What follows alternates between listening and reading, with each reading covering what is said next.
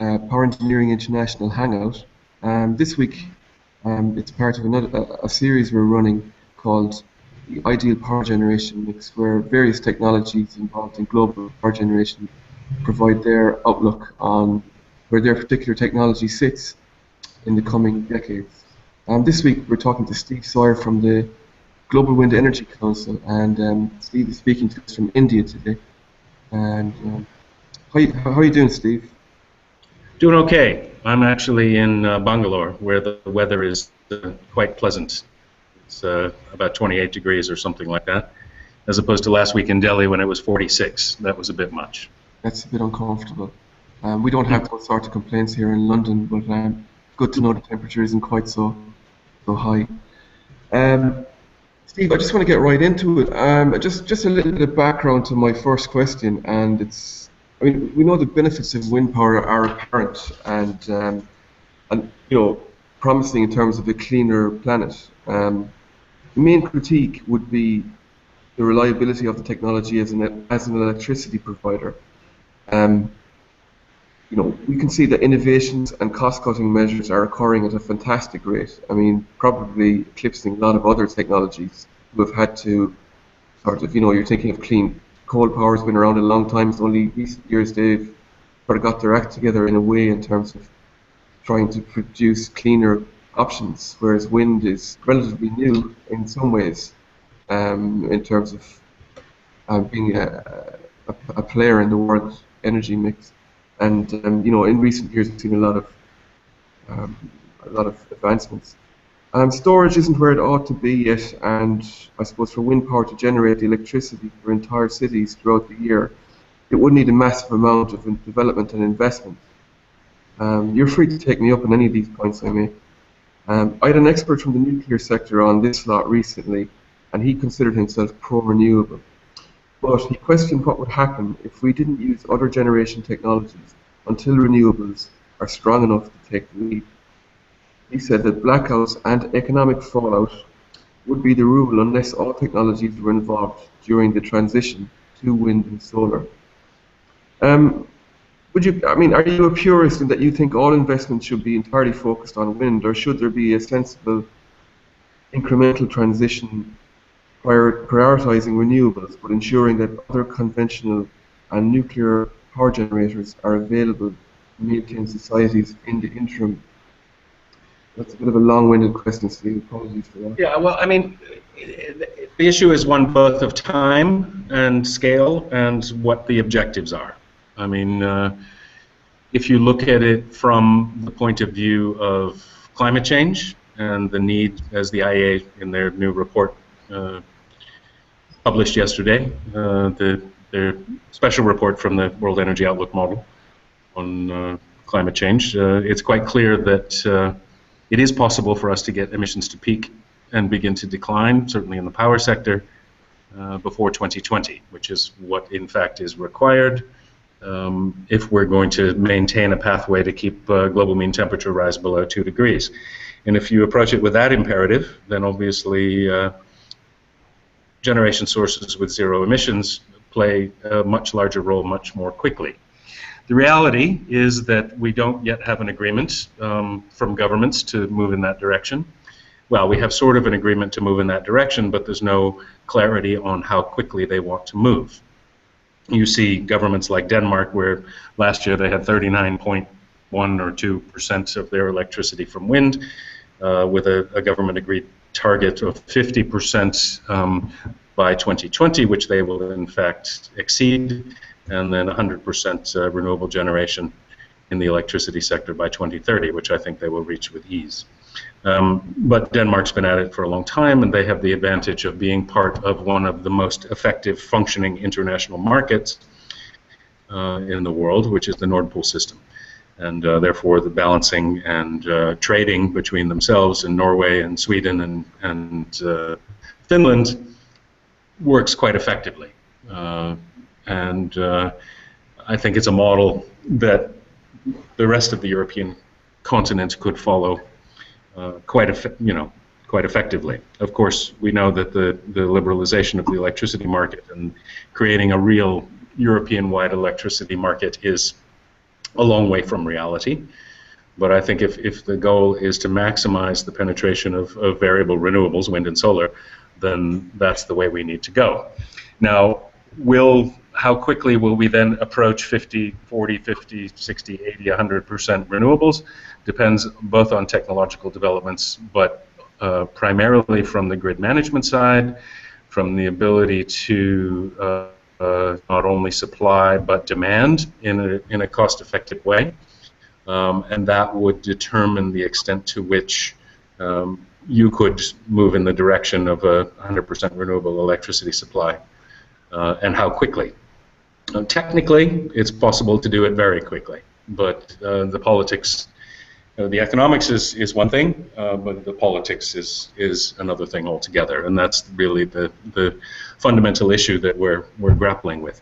If your parameters are primarily cost and security of supply, then at least if we're talking about Europe, then you end up probably at a very similar sort of pathway, simply because the cost of wind energy generation now is, in most markets, directly competitive or in fact cheaper than new build conventional. Of course, when you're looking at the overall energy price, you're dealing with a lot of incumbent generation which has been paid off years or in some cases decades ago, and so actually apparently provides quite cheap electricity. It also depends upon to what extent you want to use dispatchable forms of renewables, like hydro or biomass generation, as your primary balancing mode, combined with some form of storage, or to what extent you want to continue to rely on gas peakers and or baseload type coal plants. And Europe is a complicated enough region. It's probably the one that's furthest along in some ways in terms of developing this, but the one thing that we do know is that if we're going to do the transition in the most cost-effective, at which the price at the margin determines what the mix is at any given point, does not really work when you have an increasing dominance of the system with technologies whose effective marginal generation cost is zero. And it also doesn't work in one where you have a situation where those, in fact, marginal generation zero cost technologies are priced differently, in the sense that they will have a long-term PPA, whether it be through a feed-in tariff or the contract for difference or whatever it might be. So one of the main projects that we're working on along with the IEA and a lot of other people is to generate new market designs which adequately reflect the value of flexible dispatchable generation, which adequately value the attributes of wind energy, i.e. the low cost and the lack of CO2 and other emissions, the lack of water consumption, et cetera, et cetera, et cetera, all those things. So it's really, if we're going to approach it from a purely economic and energy security point of view, then from a security point of view, every quantum of oil and gas that the EU does not need to import increases its energy security. But you need to make sure that the system remains balanced and all the rest of it. Going elsewhere, I mean, you have very, very different parameters, of course. Brazil, for instance, is a major emerging market for us, one which has been reliant on upwards of 70 or 80% of its electricity for hydro for many years. After the power crisis in 2000, they realized that they needed more, a variety of different sources of supply, simply because the hydro is not as reliable as it once was, on the one hand due to increased demand, but also, of course, due to both micro and macro climate changes as a result of global climate change and as a result of deforestation in the Amazon. But wind has emerged in that country now as the lowest cost way to add capacity to the grid. They have a fully developed national grid, an effective trading system between different regions in the country, as well as very, very good wind resources. So I think wind can play a major role there, and Brazil can move towards 100% electricity supply along with the growth of solar and biomass generation from a technical point of view, they can do it quite quickly, and I think you could say that for the rest of the Southern Cone. Blessed with good hydro resources, abundant wind resources, and solar. China, of course, is and we could just go through the list and see how far people are to where what the resources and what the potential makes could work. But the pace of change and the costs associated with it are both are very politically dependent in terms of what the objectives of the people who are designing and developing the electricity system are. Here in India, it's very complicated for a variety of historical reasons, not least of which is the fact that electricity is what they call in India a concurrent subject, in the sense that it is both the province of the central government and of the state governments. And the nature of the economic development of the country is such that the state distribution companies are mostly all bankrupt because they're required to supply free electricity to the farmers. And there's a lot of waste in the system, and the wires are old, and the distribution systems are old. So these very ambitious programs for economic development by the Modi government, both in terms of increasing the reliability and reach of the electricity system and moving towards sustainable carbon generation, are determined by factors which have very, very little to do with the technologies involved and very much to do with the systems into which they're trying to become integrated and the coordination of that system and the development of it. So that's a very long-winded way to answer your question, where I could have just said, it depends. Well, I suppose, just taking you up on one aspect of your reply, how important is it that Germany's drive towards energy transition succeeds? I know it's not a perfect model, and you speak about balancing with renewables a lot there, whereas Germany seems to be balancing with coal power, which seems counterproductive to what they're trying to achieve. In a way, you could say it's a sort of extremely Machiavellian approach to finally getting renewables on top. But I suppose by extension, Europe as well. How important is it that Europe as a bloc and Germany? I can see Germany has recently made announcements in terms of coming to arrangements with its Nordic and other neighbours in terms of helping it to balance, helping that balancing. And obviously, if that continues, obviously Germany is very showing that it recognises the urgency of the situation with climate change. Other countries, as you say, it's a political problem, and it's not politically positive in a way. If Germany and Europe succeeds, surely this could have that urgency, and show that practically they are the one to follow, and that is it. Well, in a way, in terms of a big industrialized country, Germany is the leader for sure, and they have, or a big industrialized OECD country, and the Energiewende and the amount of money that the society has willingly pumped into the development of wind energy technology and the development of solar PV in particular, I think is a benefit which is reaped by the whole world. It was the market for PV in Germany which allowed the expansion of the Chinese manufacturers, which kicked solar over the hump in terms of making it cost effective, because you get the volumes up.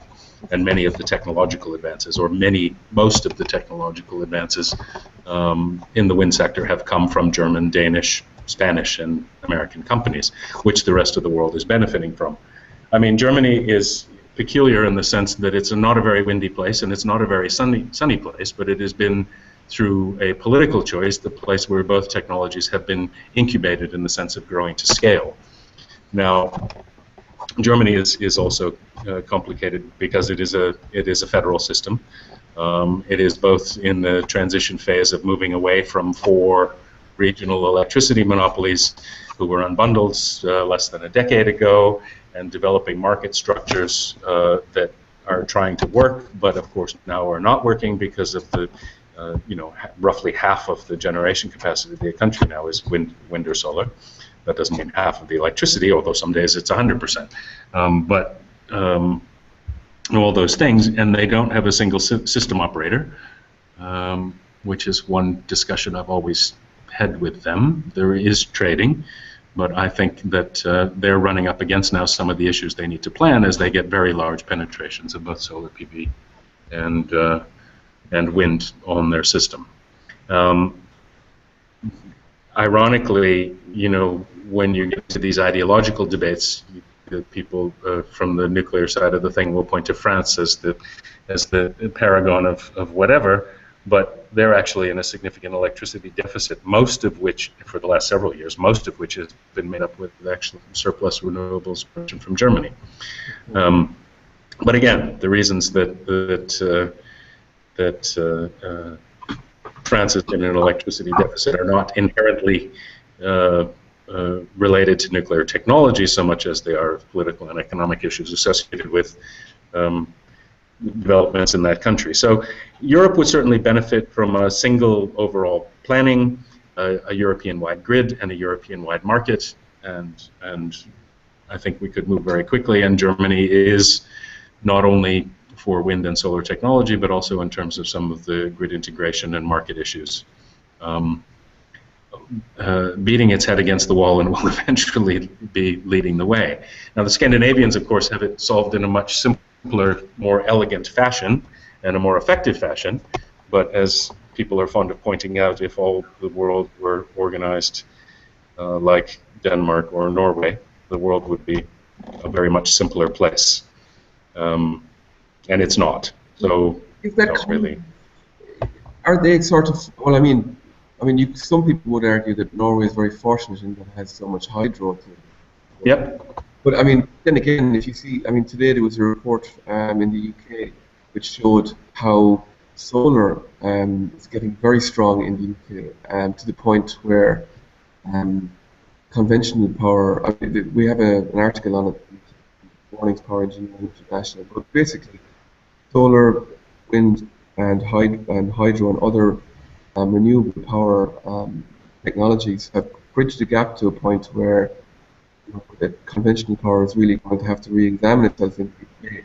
And it's surprising that somewhere like the UK, just like Germany, which you wouldn't think of as I suppose a hub of solar power, an obvious choice for solar power, is actually doing quite well in terms of solar PV at the moment. So, yeah, in southern Germany, in the between the equinoxes and the summer solstice, it gets increasing quantities of power from solar. They've got 30 some odd gigawatts installed, and you'll find many days between April, May, June, July, August, September when the preponderance of German electricity for the midday peak is provided, in fact, by just PV alone, or 50% or 60%. You get days when it's even more than that. Likewise, in Portugal, you'll find days when you'll have 90% of the electricity from wind. You often find Denmark with I think the record is about 118% comes from wind. But Portugal and Spain are critical examples in the sense that they are in fact effectively cut off from the rest of Europe. They have some of the best wind resources on the continent, but are in fact effectively cut off from the rest of Europe by the Pyrenees, and the lack of interconnection with the French system and the lack of ability to trade electricity through the French system to the rest of Europe, which not only is a blockade for the Iberian Peninsula, but is also I think one of the major obstacles to this notion or this dream of the Desertec of generating lots of wind and solar energy in North Africa to help supply Europe. But I think the one thing that Europe doesn't need now is a lot more new generation capacity. Most countries are in surplus. The struggle is really over what that stable, or in some instances shrinking market, what will be the constituents. That's the situation that we face with the wind industry in Spain now. The last thing they need is any more generation of any kind. Yeah. And what they need is someone to make the hard decisions about what the emissions profile and the makeup of their generation capacity is going to be, or they want it to be, over the course of the next 5 or 10 years, and figure out what gets shut down. I think they're recently making the Spanish and the French are sort of they're making an effort to stop this Pyrenees situation, and they're trying to address that problem. Correct? Well, there's a new interconnector. Just I think about a 2 gigawatt. A 2 gigawatt interconnector put through in the southern end of the country. I'm just going to get my headphones because your volume, unless you can increase your volume a bit, Okay. I have a hard time hearing you sometimes. But if I'm not mistaken, that's the line that was initially agreed to be the initial agreement to build that line was made between de Gaulle and Franco. Right. Okay, that's in the early 60s. Okay. So if that's the pace of development, then I think we'll have a very, very slow thing, and obviously that needs to be picked up very quickly. And that's kind of motivated by, I suppose, maybe a little bit by French nuclear trying to preserve its status in France, maybe. But I suppose that leads me to another question, and it was, I mean, you know, it's really, I can tell what your answer is going to be before I even asked it. But, I mean, just in the light of all these advancements in Northern Europe in terms of development of renewables, even solar, I mean, do you see any room for like gas or nuclear power in a transition to renewables, or do you think really maybe their day is over now? I mean, well, I mean, nuclear. I think nuclear power was developed as an adjunct to or justification for the earlier nuclear weapon systems, but I don't think that the promise, the famous promises of too cheap to meter, ever really came into play. Now you can argue that the economic performance of some of the plants in the 60s and that were built in the 60s and 70s has been okay, but just the fact that there have been no substantial new orders inside the OECD for I don't know how many decades now, and the pace of growth in China has slowed down. Korea is still moving ahead. We have the ongoing situation in Japan. But from what I can see, at least in terms of the OECD markets, nuclear is now prohibitive just purely in terms of price. Not to mention the fact that it requires a state guarantee, basically in terms of a blank check, in terms of being able to get accident insurance. So on an economic basis, I don't really see it. There are political reasons for building nuclear power plants. The Saudis want, and the Emirates want nuclear power plants. And maybe if I was sitting with Iran on one side, the Soviet Union on the other, and Israel on the third, I'd want nuclear weapons too. Or I'd want a potential at least to develop a nuclear weapons capability. In terms of the power profile in the Emirates, there's absolutely no reason for them to build a nuclear power plant. It's crazy. Yeah. And equally, I'd say in terms of the Saudis, they'll spend so much more per kilowatt than they could rather than developing their solar sources, and they've got all the gas they need to balance that. And China, and it's a national prestige thing, and various other things.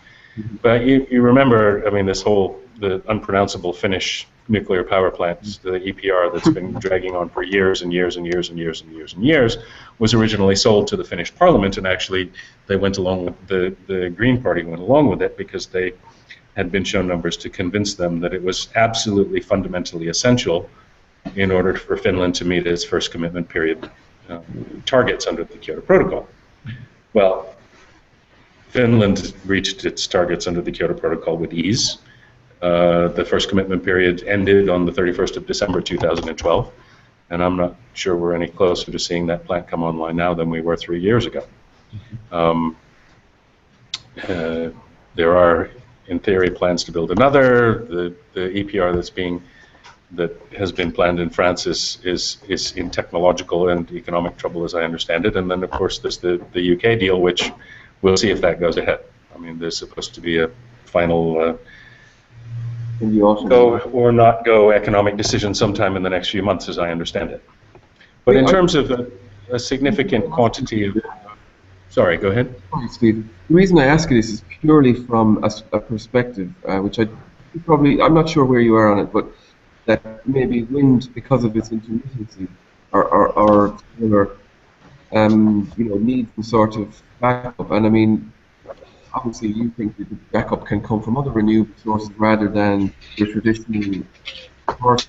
I don't use the word backup because I think that's a myth that was put forward by old-fashioned generators in Germany and in the UK, that for every megawatt of wind you have online, you need a conventional spinning reserve of thermal power, which is just not true. But balancing power for sure, until and unless you need a system to be able to match supply and demand. And in some places you can do that with wind and solar and hydro, and some places now you can't. And will be in different locations at different times. You will need other resources, and if you're looking at it from an emissions point of view, and if you're looking at it from a flexibility point of view, you would want the majority of that to be gas. Simply because it emits roughly half of the CO2 per kilowatt hour to coal, and the plants are generally much more flexible. And again, this would come with a market design which figured out a correct way to reward flexibility as well as lack of CO2, lack of water use, air pollution, et cetera, et cetera, et cetera, because you will need that in many markets for a long time to come from some sort of thermal generation.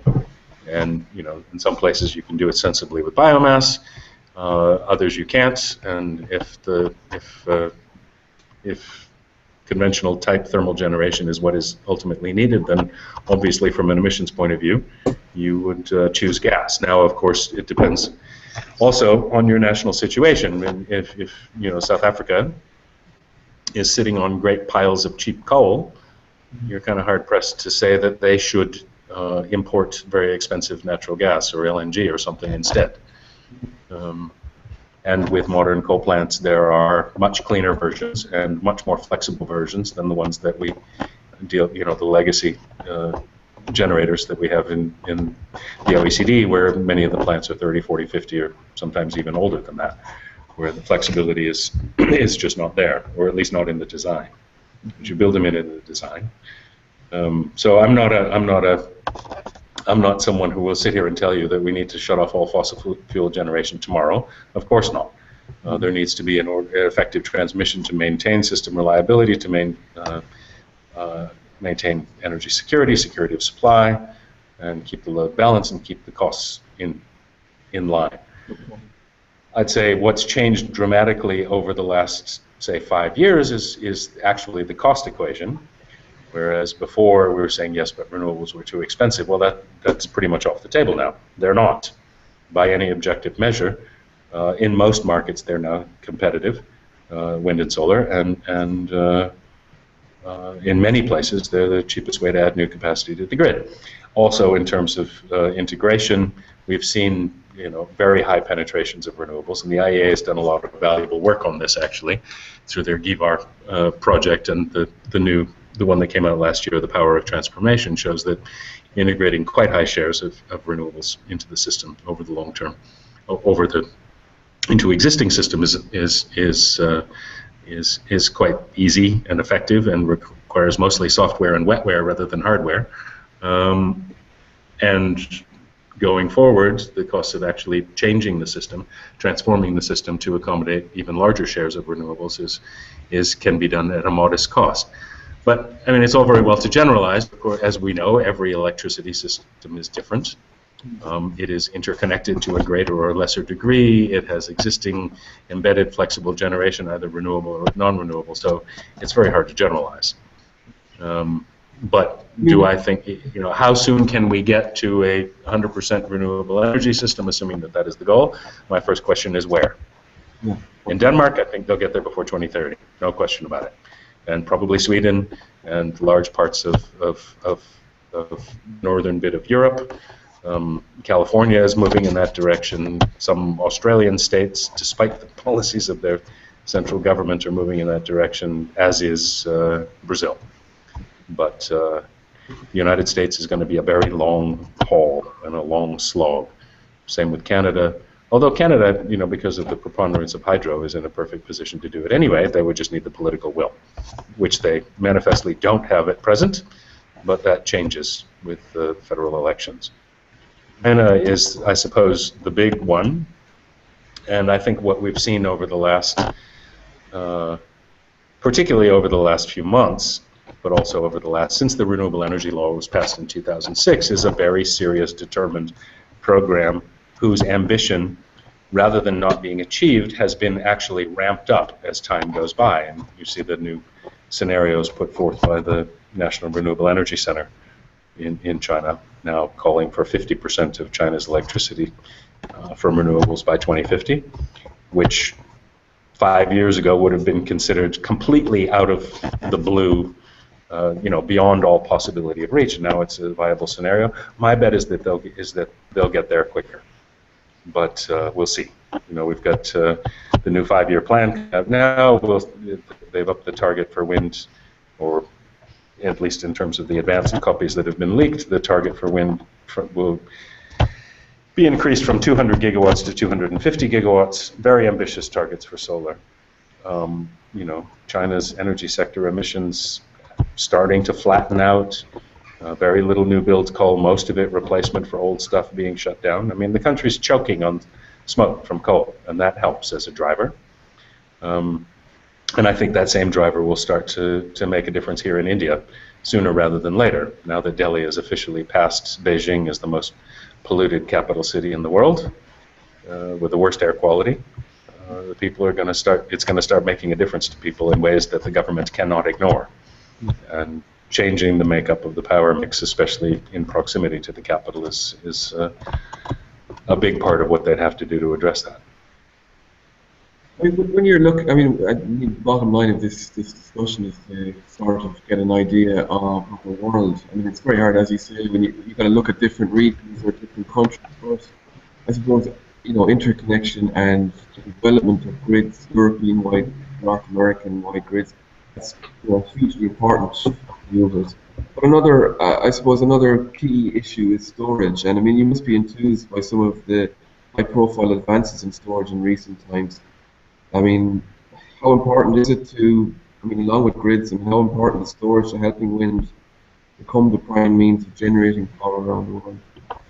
Yeah, well, in Denmark, they don't talk about storage, but in fact, because they don't see that they need it, because they have the Norwegian and Swedish hydro.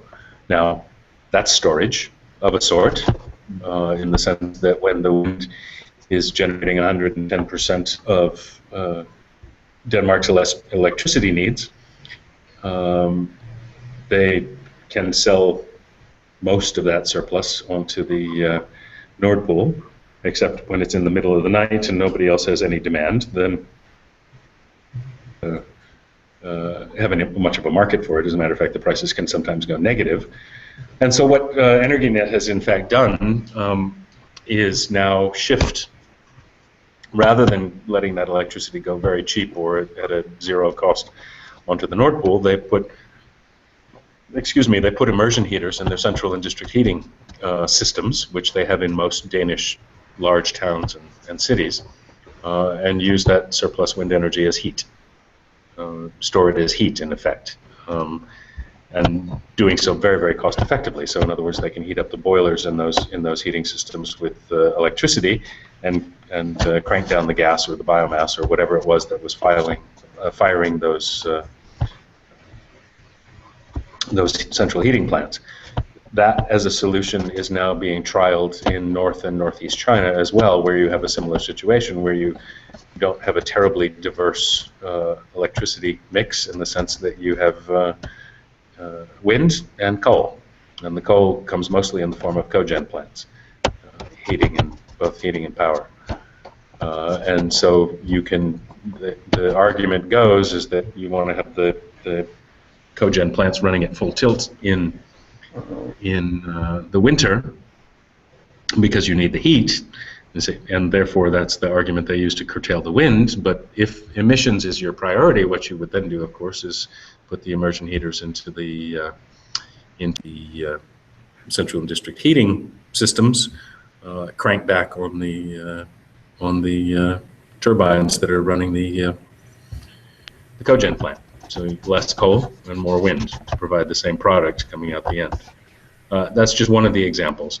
Now, the more direct forms of storage, or the fancier ones, if you will, the compressed air storage, or purpose-built pumped hydro, or the new generation of batteries, I think that they can play a role and will continue to play a role, particularly in relation to domestic solar, as balancing options, as the price of these battery systems, like the ones that Elon Musk has pioneered, as the price of that gets down to, well, I saw many calculations about it, but say for his utility scale ones, somewhere in the vicinity of 20 cents a kilowatt hour, that'd be cheaper than fat damping gas plants, and probably cheaper than pumped storage in some places. In some places it wouldn't. Now, if those prices continue to go down, then I think for utility scale balancing, then the batteries become an economically viable option. But I think the number of places where that's the case right now is probably pretty limited. But one hopes that the technology will continue to improve and the prices will continue to come down. The other area, of course, which is connected with Mr. Musk's enterprises, is, of course, electric transport, which is becoming very popular where I live, much to my surprise, is that the current government has actually put in an incentive now, and where there was one charging station down the end of my street for several years for a guy who had one of those Tesla sports cars who lived in the neighborhood. Now there's, I don't know, there must be 20 within a 2-minute walk of my house, both for a couple of Nissans, for an awful lot of these Hyundai plug-in hybrids, for the Prius plug-in hybrid version, and I already said Nissan, yeah, the Nissan Leaf, and a couple of people now who own privately the Tesla S, and exacerbated or augmented in Amsterdam by the fact that one of the major taxi company has now replaced roughly half of its fleet with Tesla S machines due to tax incentives from the government. Otherwise, the capital cost is very high. The running costs are extremely low, and they're very nice cars. So personally, I live in Amsterdam. I sold my last car in 1988. I don't know why anybody would want to own an automobile if you live in Amsterdam, but they all do. And they, the Land Rovers and the Toyota Land Cruisers and all the rest of it. And there even was a guy who had a Hummer at one stage who lived not far from me. I haven't seen it in a while, so I hope it went away. Completely unpractical for wandering through the narrow streets. But people love their cars. So the more of that becomes electric, there's been a lot of theoretical work done on the notion of using the batteries in the automobiles as balancing power in the grid. But then again, that's going to be when we're at a much higher level of penetration of electric vehicles, and also it will be situation dependent. Where you have the peak solar generation, middle of the day, a place like California or something like that, I don't really see the odds, because everything is, the peak generation and the peak demand is all at once. And you won't have solar at night to charge your car. But if you drive into work, and the theory goes, if you drive into work with a fully charged car, then it could be used throughout the day, but that's when you don't really need it. What might work is if you managed at the same time during that solar peak to fully charge up your car while you're at work and then bring it home. It could potentially be useful overnight for balancing, but then how are you going to get to work in the morning?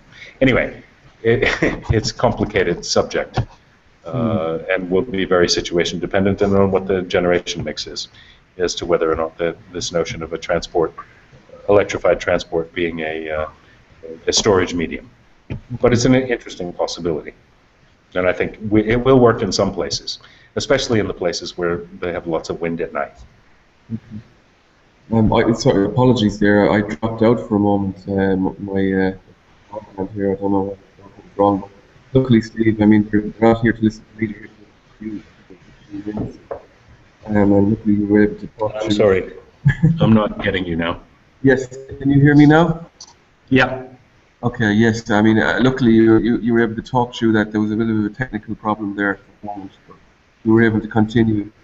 Um, I suppose, at PowerGen Europe last week, it was noticeable how traditional utilities, so many of them had come to grips with the fact that it was a new world order in a way, and fossil power really is declining in Europe. It has a place still in a way, but it's there's definitely a conscious realization that I hadn't seen in previous shows in the previous years. I mean, but there's still some resistance there in a way. I mean, how much of it of a problem is it for wind's chances that the conventional power generators are so keen to defend their own technologies at all costs? I mean, when there's commerce and money involved, is it possible to have a mature conversation motivated by preserving the health of the planet and life? And I can also turn that around, I suppose, by saying maybe some of those who might be considered hardline wind power campaigners could they also be seen to be operating from self-interest at times, when if they were to be honest, they might concede that wind isn't quite ready yet, and we need traditional and nuclear to bridge the gap until it is.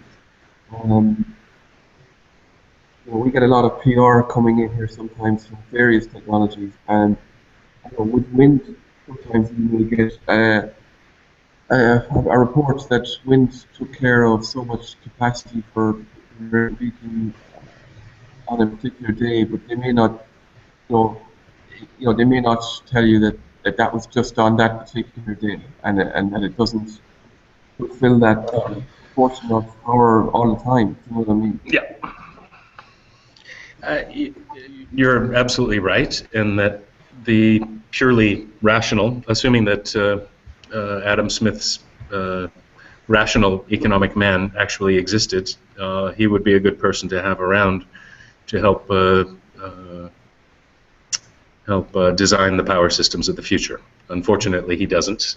We live in a very political world and in a very competitive world, and some parts of these conversations, or at least the